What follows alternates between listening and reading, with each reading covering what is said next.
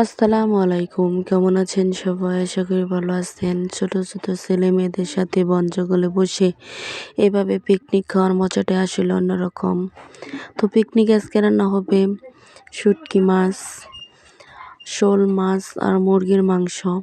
তো বাড়ি থেকে সব কিছু নিয়ে যাচ্ছে, এখানে সবজি নিয়ে যাওয়া হচ্ছে, মুরগি নিয়ে যাওয়া হচ্ছে, শোল মাছ নিয়ে যাওয়া হচ্ছে, শুটকি মাছ দিয়া লাউ শাক দিয়ে রান্না করা হবে।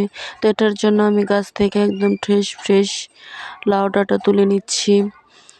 খুবই সুন্দর পরিবেশ, আসলে মুগ্ধ এরকমভাবে এরকম জায়গা বসে রান্না করে খাওয়াটা আর কি।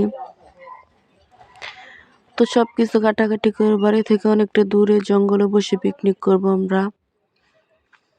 ছেলেমেয়েরা লাকড়ি কুড়াচ্ছে রান্না করার জন্য, সবাই খুবই আনন্দের সাহায্যে কাজ করছে।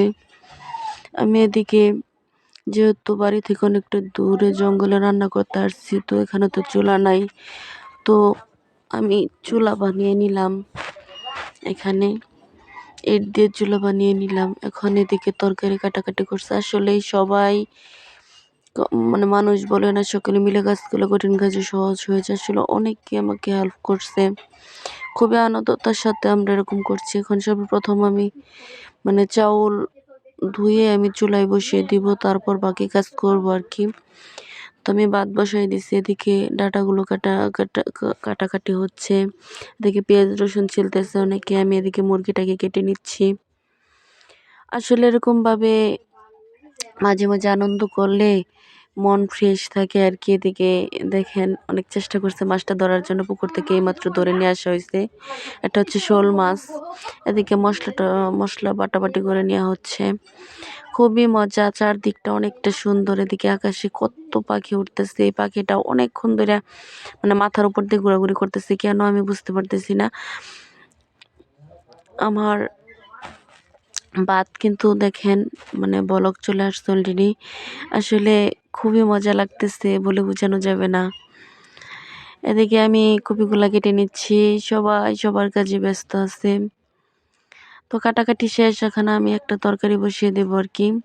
শুটকি মাছ রান্না করব। প্রথমে আমি ভাত আমার হয়ে গেছে, তো কড়াই পরিমাণ মতো তেল দিয়ে দিচ্ছি, মশলাটাকে ভালোভাবে ভেজে কষি একটু পানি দিয়ে।